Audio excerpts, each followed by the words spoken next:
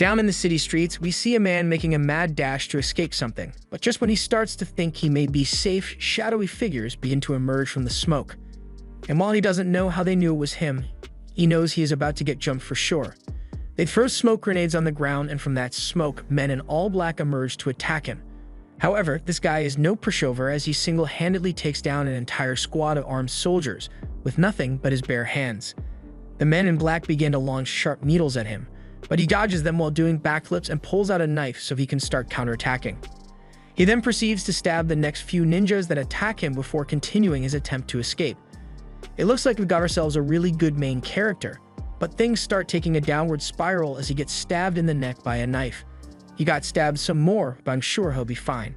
I was wrong, he has been decapitated, and the leader of the ninja squad takes a picture to confirm his death and a successful mission before he leaves to return back to base with the rest of the ninjas.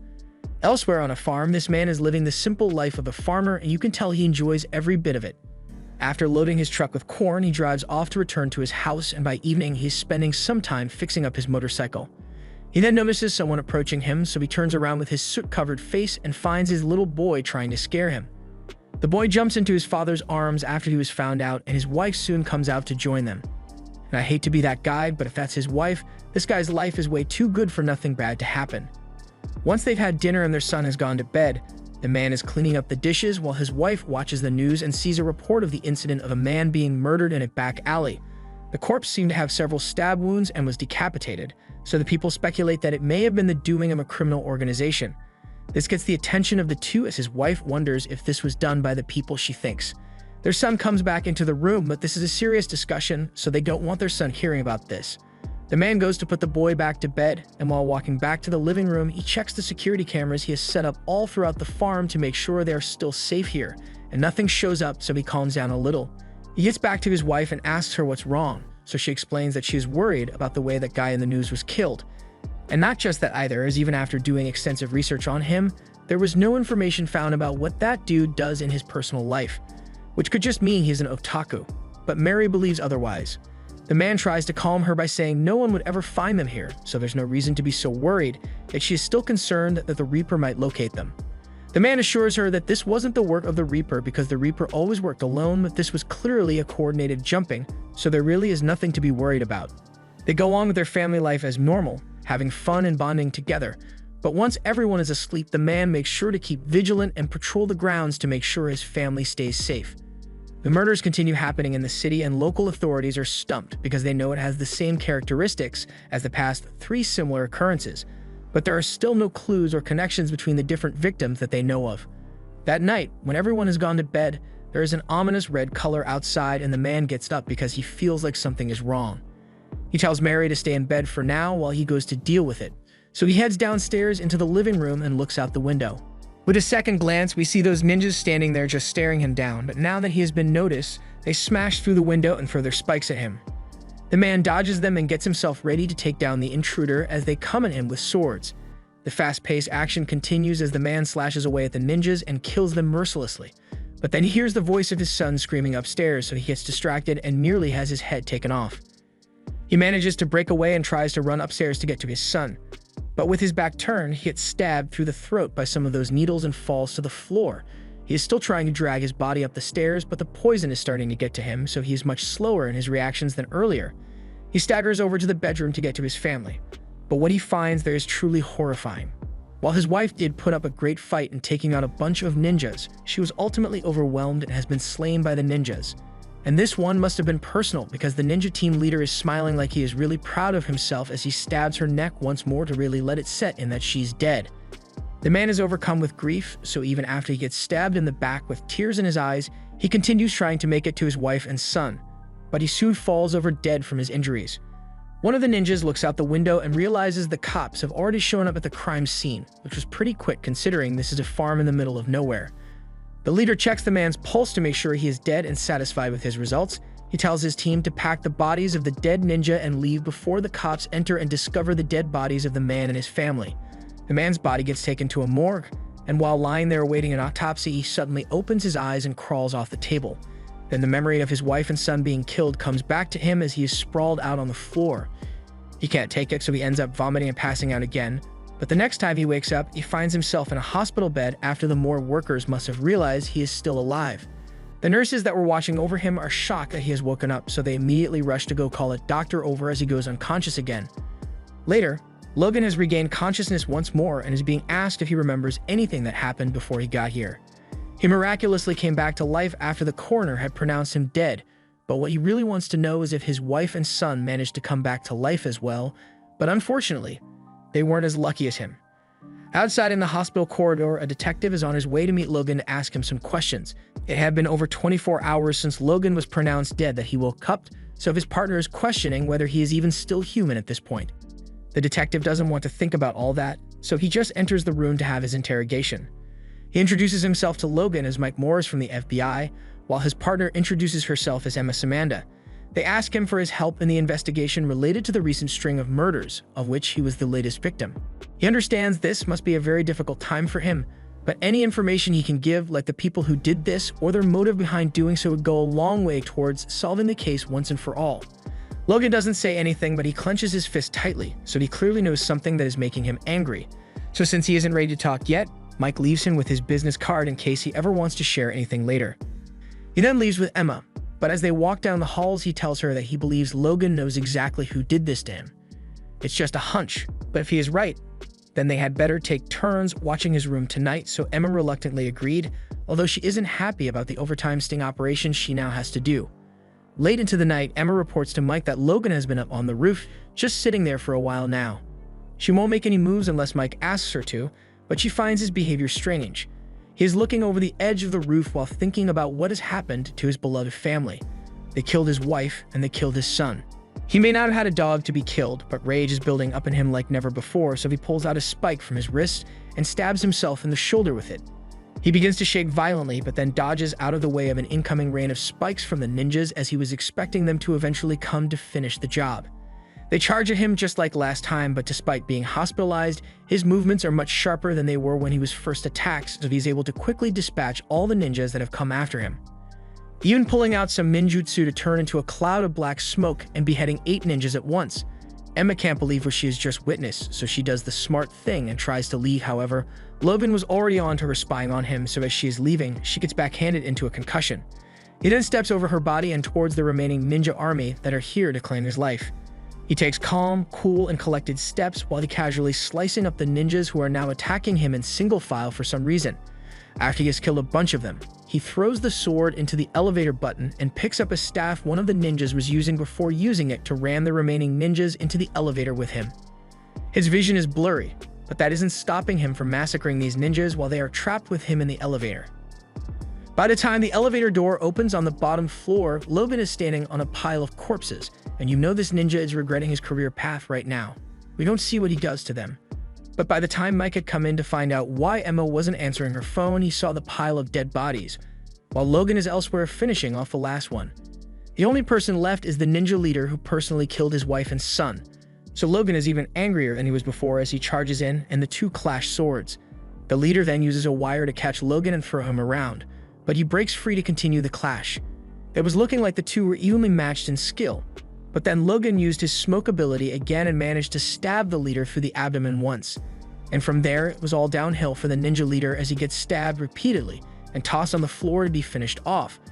But before he does, Logan asks him how they managed to find him here even after all the precautions he took. The ninja squad leader smugly answers that no matter where he hides or how many times he changes his face, it will always be able to find him because there is no escaping them. Logan realizes the guy is right, so he takes off the face-changing mask he had on and finishes him off. Afterward, he goes to see the corpse of his wife and son one last time and faces his failure to protect them. He later returns to his farmhouse and digs into his wall to recover the tools from the life he left behind long ago. He and his wife had moved here and changed their identities to escape their bold life, even had a son and lived in peace for a few years. But the past came back to bite him, so he burns down his house along with the painful memories of his family and prepares to that old life and make them pay for what they've done. Long ago in Japan, the ninja clan worked in secrecy to maintain order within the country, with one main rule that people within the organization must never share any of the skills learned here with foreigners under any circumstances. However, due to events involving a plane and 2 towers, they changed their policy to maintain order throughout the entire world, so by proxy, was now allowed by the Organization for Foreigners to learn their secrets. The goal of benefiting Japan always remained. Under the new management, anyone who disobeyed orders or disliked the new way of doing things was deemed a defector and would be excommunicado. They would subsequently be hunted down and eliminated, just as we've seen happen to Logan, whose real name is apparently Hagen. He snaps out of his nightmare, and we see he had been torturing the ninja team leader to get information, but the strain on his body was too great, so he ends up collapsing on the ground. Just then, he hears the familiar voice of an old geezer who he had never thought he would see again in this lifetime. The old man is a Dr. Hagen had been going to back in the day, so having heard about what happened to his family, he offers his condolences. He also asks why Hagen isn't wearing his disguise right now, so Hagen informs him that the organization has found a way to find them even with the disguises on, so it is now completely useless. That's bad news, but changing topics, the old man complains about Hagen always being beaten up so badly when he sees him. But then again, he is a doctor, so Hagen only comes to see him when he is injured. The old man takes a look at his arm and can tell that he used his secret art of Stark awareness during a fight, which left his arm in its current bruised state. He warns him that if he uses it again, it would be the end of him. But then he takes a look at Hagen's back, and with a wound like that, he should have been dead already. Personally, he doesn't understand why he is alive either, nor does he even want to be alive, but whether it was dumb luck or something keeping him alive, Hagen just wants to get out there and get his revenge. The doctor tells him that even with how strong his body is, it would still take him at least a week before he could make a full recovery, but Hagen doesn't have 1 week to wait. He just needs to be able to move again. And then he will go out and get some answers from those uninvited guests. And after he does, he will hunt down every last person that was involved in what happened to his family. The doctor thinks it is crazy to attempt to take them down by himself, but that's not going to stop him from trying. The doctor agrees to do as he requested, so Hagen is knocked out with a needle, and by the time he wakes up, he's been successfully patched up enough to restore bodily functions, and he even left a care package of essentials behind for him. Hagen takes a look in his backpack and finds that business card that Mike left for him back when he was in the hospital, but he'll leave that for later because right now he's got a date with that ninja team leader. He begins stabbing him in the gut with a knife several times, causing the ninja great pain, but he says this isn't going to be enough to break him into giving up information because ninjas are training to never crack under torture. Hagen knows that to be true, but this isn't about getting information out of him. This is nothing more than revenge for what he has done, so Hagen spends hours stabbing the ninja over and over again until it is morning. 2 days have passed of being stabbed over and over, and Hagen is finally ready to end it, so he splashes the guy with a jerry can of gasoline, which wakes him up. The ninja starts trying to mess with Hagen by recounting how much he enjoyed stabbing his wife to death. Hagen cuts him off and lets him know that he is about to be plunged into the depths of hell, and even if his heart stops, he won't be freed from the torment that awaits him. He then drops the match and watches as the fire engulfs and burns his body into a mass of char. In the FBI headquarters, Mike is pissed because he's getting taken off the investigation despite all that happened. Emma got knocked out, and the entire roof was covered in a bunch of human-flavored red paint, so something illegal clearly happened there. Still, the chief says there is nothing they can do since they don't know who that blood belongs to, and the surveillance cameras weren't working either, so there's no way to know what happened. More importantly, the head people at the top told them to give up on the investigation, so they have to do as they were told. Mike is still defiant though, because they do know what happened there since Emma saw the entire thing with her own eyes, and knows Logan was attacked by assassins. However, his boss corrects him and says he is sure Emma will now agree that she hallucinated the entire thing. Mike goes over to Emma and yells at her for selling out and agreeing to pretend none of that happened. But she had no intention of giving up on the case, she just acted like it to get management off her back. In reality, she's been doing research into the past of Logan on the company computer, which may not be a good idea if you're trying to hide it from management, but she did find something strange. Logan, as well as his wife and kids, were all using aliases as there are no records of them ever existing. Something shady is definitely going on, and Mike is going to get to the bottom of it. Meanwhile, Hagen has begun to travel around the country to look for the people he wishes to take revenge on. He goes to several different locations, but he comes up empty-handed each time no matter where he looks. Eventually, he ends up in a bar located in the middle of nowhere, where there is no such thing as body cams, so the police out here are free to do all the harassment and extortion they wish. The bar owner gives them all the money he has, but they aren't satisfied and start beating him up when the other cop notices Hagen sitting there, quietly drinking his beer, and he decides it is time to add a new victim. He starts accusing Hagen of having stolen the motorcycle he drove here, so naturally, he will have to take the bike, as well as everything Hagen has in his wallet. Hagen tries to ignore him so he won't have to get involved, But the cop starts getting violent, so he has to put him in his place and knocks the guy out in 1 second. He then turns to leave, but the other cop wasn't smart enough to know when to back off, so he tried to hit Hagen with his baton. And take a look at this. Hagen didn't even touch the dude. The force from his punch was enough to launch him back into the wall. Now that that's taken care of, he heads out and remembers that business card Mike gave him, so he may decide to give him a call after all. Over in the FBI office, Mike is complaining about Emma spending so much time playing with that VR headset she has, but she has an excuse to do this because there have been drug deals taking place in games like Minecraft, so she's got to do a thorough investigation on this now. Otherwise, they won't have time to looking into the case with Logan anymore. Just then, Mike receives a call from an unknown number, and when he answers, it is Hagen on the other end who introduces himself as Joe Logan. Mike immediately chucks a book at Emma so she'll get off the game and start tracking where the call is coming from, and in the meantime, he'll try to keep him on the call long enough to triangulate his position. He knows Logan is just an alias, so he asks who he really is, but Hagen wishes to talk in person and is already onto their trick of trying to track him down. So he destroys the phone and calls back with another one. He tells them this is their last chance to gain his cooperation, so he tells Mike to pick a location for them to meet. Mike is surprised he is willing to let him choose the location, but since it's his choice, he picks a local Chinese restaurant. That night, Hagen heads into town and climbs a building to scope out the location Mike picked to make sure it isn't an ambush. Meanwhile, Mike has just entered and informs the owner that he's about to use his restaurant as a meeting place with a guy who single-handedly wiped out an assassin army. He thinks this place is perfect because the business is so slow that there are barely ever any people here. But he's going to need the owner to take a long walk while he is here so they can be alone. The owner doesn't like the idea, but once Hagen shows up, he takes one look at him and knows he doesn't want to be around for what happens next. But before he goes, he tells Mike that he's going to be liable for anything he breaks in the restaurant.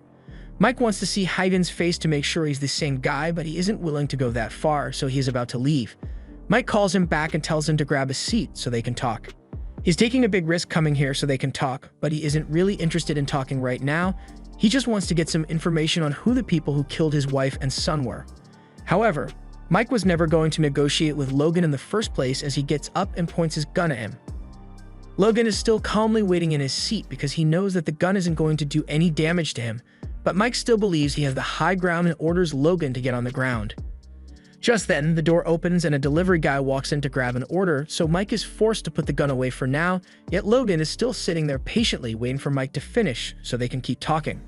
The door opens again, but this time it's not a regular delivery driver, and this bootleg DoorDash employee dashes at Hagen to take him out, but gets stopped as Hagen turns around and chucks a chair at him. He then pulls out a knife as the two begin fighting in the middle of the restaurant. Mike is still standing there and threatening the two of them to stop with his gun, and I've got to give him credit because he managed to actually dodge one of the attacks from the DoorDasher. However, as Mike fires his gun at him, he deflects the bullets and comes in close, so it's not looking good for Mike's chances of survival. Luckily, Hagen still needs him alive, so he gets saved from getting delivered to the afterlife. The DoorDasher has a second set of hands for twice the fighting capacity, so Hagen pulls the same trick and uses his smoke technique to create 2 extra sets of hands on his back, and with the extra attack speed, he's able to overwhelm the DoorDasher and knock him back. In a turn of events, there was another DoorDasher hiding in the backpack, so Hagen now has to face the two of them. He gets Mike to safety first, then he uses some fire to distract the two before pinning one's hand to the wall and stabbing his head with a knife. The other one has already had his head chopped off. So now that the battle is over, Mike has given up on arresting Hagen and just wants to know who he really is. Hagen explains to him that he is a ninja, as well as all the people behind those murders that were happening recently. Mike had heard rumors about ninjas on the streets, but he never thought they could actually be real. Soon after, the shop gets hit by a drive-by shooting that is trying to kill off all the witnesses, so they hide behind a table for cover, and I don't know what that is made of, but it's gotta be good if it took heavy gunfire and is still in one piece. The shooters then pull out an RPG, so Hagen and Mike run to hide in the back as they fire and leave. By the time the dust has settled, Hagen has disappeared and Mike is left with several questions and a bill for the repair of the restaurant. He goes over to inspect the weapon of the DoorDasher, and he has no idea what kind of weapon tech they have to be able to slice through his body armor so cleanly. Just then, an advert for the world's leading tech company begins to play, so it looks like they have a hand in all of this. Elsewhere, the head of the clan receives a report that Hagen is unfortunately still alive, so he's going to have to work harder if he wants him dead. In an art museum on the other side of the country, we watch as the exhibits are painted red with blood as there are several killings occurring simultaneously this night. Outside, a man is being carted away by his security guards as they try to ensure his safety by getting him as far away from here as possible to escape the calamity that is coming for him. It looks like they may be in the clear, so while in the backseat of the car, the man prays to God to save him from the demons that are after him. And he wasn't joking when he said demons, because moments later, these wrinkly white hands pop out from behind his car seats and proceed to snap the necks of the two guards next to him before digging their nails into his head and forcefully disconnecting him from life. The car ends up spinning out of control from all the chaos and crashing into a tree. Moments later, the car bursts into flames, so we know with certainty that everyone in there has died. This whole assassination plan was the work of this bald little midget, and he receives his next target for assassination, Hagen, and he is way too excited to do this. We later see him having a fancy dinner with his boss, and with a full view of his face, we see that he is not actually bald, but he might as well be with that abomination of a haircut. He tells his client that the last job he went on was unbelievably boring since he wasn't even able to get hard as he watched the bodies burn to ash. He needs something more invigorating, so he asks that the boring jobs to the others so he can have some fun. Yamaji is having none of his blabber and tells him he is to kill who he is told to kill, as the job isn't meant to be fun. Seeing that he got off to a bad start, the midget backtracks and changes the subject by asking Yamaji if it is really necessary to keep the ninja customs and spend so many resources going after the defecting ninjas, but Yamaji insists that it is a necessary course of action since those defectors are no longer considered ninja, and thus must be exterminated in order to ensure their secret arts are never shared with the public. The midget has to admit that he finds Hagen to be very tempting as a target. He was one of the greatest ninjas ever known to Japan and has mastered countless fighting arts. He is known to be merciless when it comes to killing his targets, and now the midget gets the honor of killing him personally. Yamaji informs him that they have already successfully killed Hagen once before, that he is still alive and well, so they suspect he may have used some kind of secret ninja art to bring himself back to life. The ninja secret arts are special techniques that only the old ninjas could use, but that just makes the midget even more excited to face him. The organization needs to make sure they finish him off next time. So preparations are being made at this very moment to ensure he is killed properly this time, but the midget thinks it would be much better if he just left the killing of Hagen for him to handle alone, since he is practically edging to get a good lick at him. He begins to leave on his booster seat when he remembers something he wanted to ask about and proceeds to inquire about another ninja called the Reaper. We get a look at this Reaper as he has just finished taking out a bunch of ninjas and faces his former master. The master calls out to Zai and tells him brandishing his blade without pride, and what he does is nothing more than violence. Zai has been killing the defected ninjas for the organization, who also happen to have been his former comrades, but the organization is corrupt to the core, so the only reason they are going through so much effort to kill the ninjas that defected is because they fear them. The former master prepares his sword for the inevitable clash and continues by saying the ninjas who chose to hold onto their pride like him and Defect will not fall to the likes of them, and the fact that they failed to kill Hagen is proof of that. The tension rises as the two stare each other down, waiting for someone to make the first move. The master breaks the deadlock first and unleashes a powerful strike of wind, which should have been unavoidable. However, despite using his secret art, Zai remains unharmed and emerges from the dust with his casual demeanor. The master doesn't know how he managed to dodge that strike, but doesn't matter because he can just perform another one. However, before he redoes his strike, he takes a second look at Zai and realizes this dude isn't holding his sword anymore. I don't know when he did it, but the sword in question is currently in the middle of the master's sternum. His mask is also destroyed, and the master can't even be mad about it because he got beaten before he even knew it. He just says, "I guess I'm dead," as he falls to the ground, saying if he falls into the pits of hell, he'll be waiting for the day Zai joins him down there. Back to the meeting with Yamaji, the midget thinks the Reaper must be wanting to go after someone as powerful as Hagen as well, and that may be true. But Yamaji has already issued an order to him forbidding any kind of engagement with Hagen, so they are not allowed to fight at all. Meanwhile, at the police department, we see how badly Mike screwed over the Chinese restaurant guy because after the destruction that broke out there as a result of his meeting, the police department decided to frame the owner as part of a Chinese money laundering scheme to pin the blame on somebody. Mike knows the accusations are a complete lie, but this guy couldn't care less what upper management tells him to lie about as long as he gets to keep his job. There's nothing Mike can do in this situation, and he soon gets called out by his boss. They head out to a lake in the nearby park where his boss tells him to keep his nose out of this stuff. He won't be able to keep his out of trouble if he keeps digging so deep, and he has only got a few more years before retirement, so he should just keep his head down until then so he can sit back and drink whiskey while fishing for the rest of his days. His boss will even gift him a state-of-the-art fishing rod, But Mike isn't too receptive to the gift, as he knows it's probably going to be an AUZA product, and he doesn't want to give up on finding the truth. His boss is done talking to him and does the only thing he can think of to keep Mike from sticking his nose where it doesn't belong. He tells him not to come into work anymore since he's clearly too tired to make any wise decisions, but he isn't fired, just on paid leave until his retirement day. This is the best advice he can give him as someone who used to be partners with him. Elsewhere in an abandoned building, we see Hagen as he is blacksmithing something and hammering away. As he stares blankly into the flames, flashes of the memory of his dead family fill his mind, and it is so overwhelming that he ends up puking his guts out in the corner over there. After the panic attack subsides, he steadies his breathing and calms down before noticing that someone is approaching. A car pulls up to the building, and once it is parked, Mike walks out with a box full of stuff. He complains that this place was way too remote for him to find with his GPS, so it took him a lot of effort to get here. But Hagen likes it that way since that means no one would ever come here. The two head inside and have a discussion about the blades that the attackers were using back in the restaurant. After analysis, it seems like they were made with a special alloy, and this special alloy is only produced by AUZA, so it is plain to see that there is some kind of connection between them and the ninjas that attacked. Mike says he will do a little digging to see if there is anything he can find, but AUZA is most definitely very dangerous since they have the entire FBI under their control, and now they want to try to keep him quiet. Hagen tells Mike that they killed his family, so he is going to hunt down every last person there and make them pay for what they did. That means Hagen is planning to murder them all. But just to make things clear, Mike is still on the side of justice, so if it comes down to it, they'll have to arrest Hagen for his crimes. But with that being said, there are still a lot more dirt bags at the FBI that he's going to need to handcuff first. Mike suggests that the two form a truce so they can help each other accomplish their goals, although he had never thought he would be working with anyone as shady as an actual ninja. Hagen hands him a mug and pours him a drink from his flask to commemorate their alliance.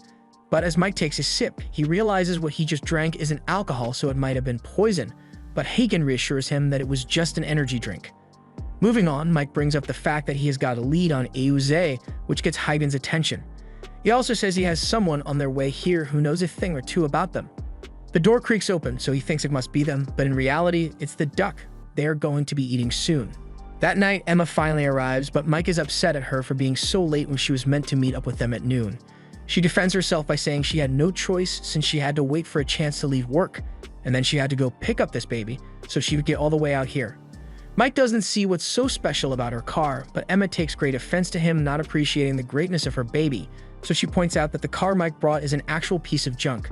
Mike doesn't deny it, but he says the car was good enough to get him here on time, so he doesn't see what the problem could possibly be. Hagen takes a look at Emma's car and can tell that it's one of the best cars made by famous designers back in the 20th century. She is elated to see someone else understand her love for this car as well as expected of a ninja. Hagen is on edge since her knowing that means Mike must have told her, but Mike calms him down by saying Emma is a trusted friend and also the one who analyzed the weapons for them, so she needs to be here. She has always been fascinated by ninjas, so she starts asking Hagen a ton of questions, but Mike cuts her off and says they should get back on topic since they are here to discuss AUZA.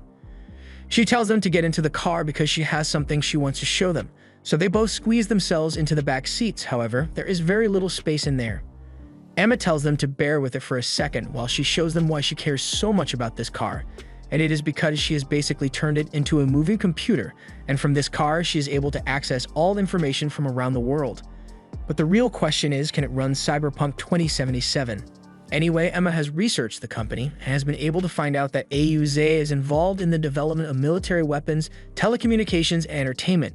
They are involved in pretty much every kind of technology imaginable, and basically everyone in the world uses something made by them at this point.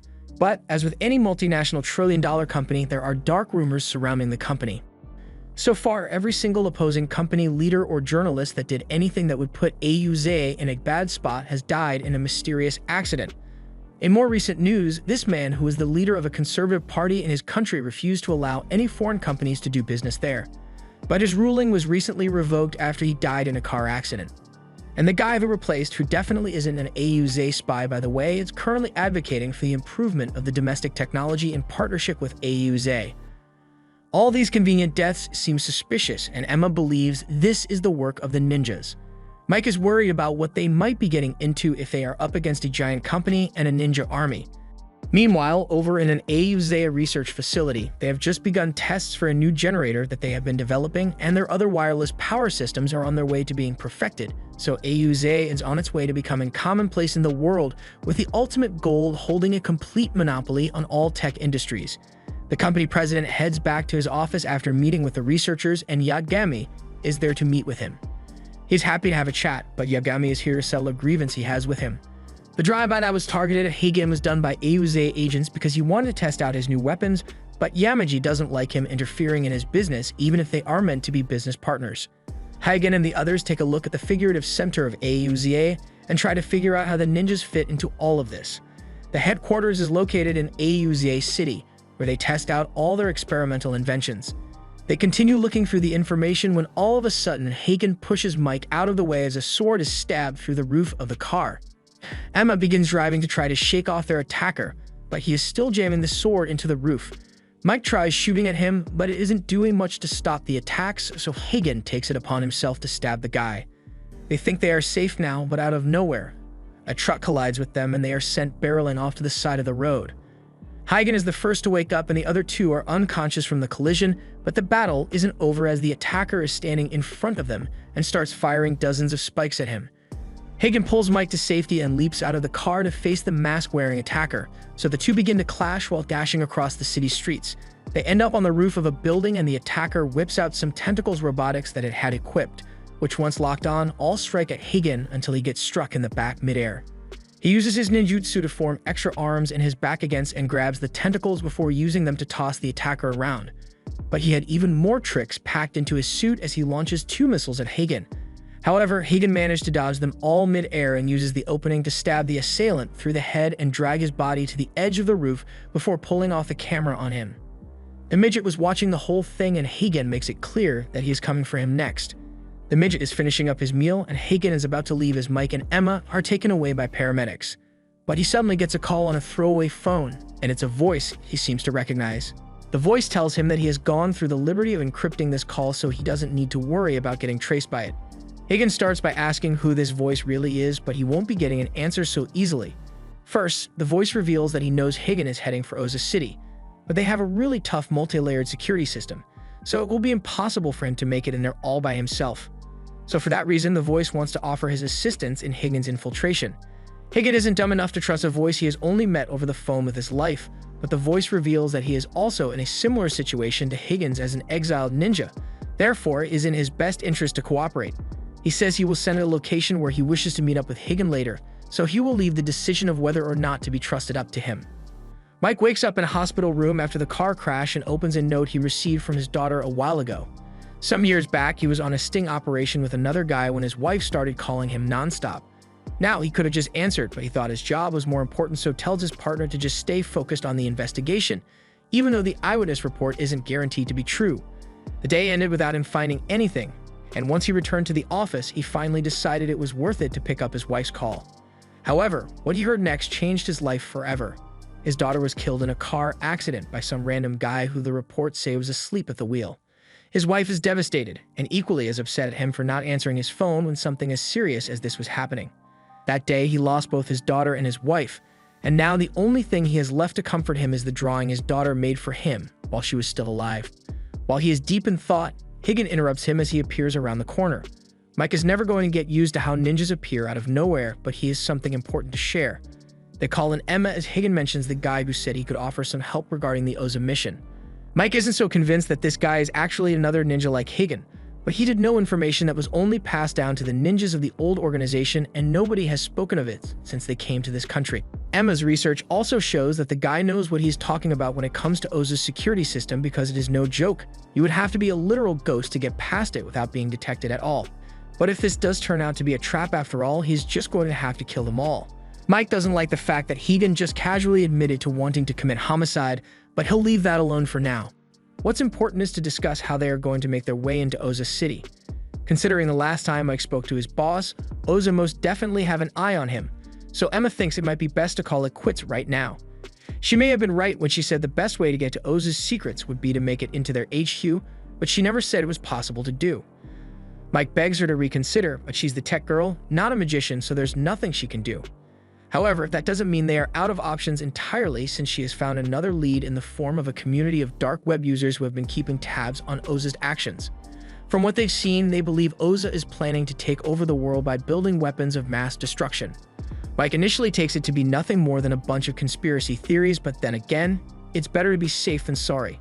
Emma manages to locate the admin of the dark web group, who claims to be one of Oza's former researchers, but he is really far from here, so it will take a while to get to him. Mike says that's not going to be a problem, but he wants to go alone because Emma has done enough to help him. He doesn't want her throwing her life away on a mission like this, but he, on the other hand, has already lost everything he cared for in life, so he's got nothing to lose. However, Emma isn't backing down when they are this close to getting info on Oza.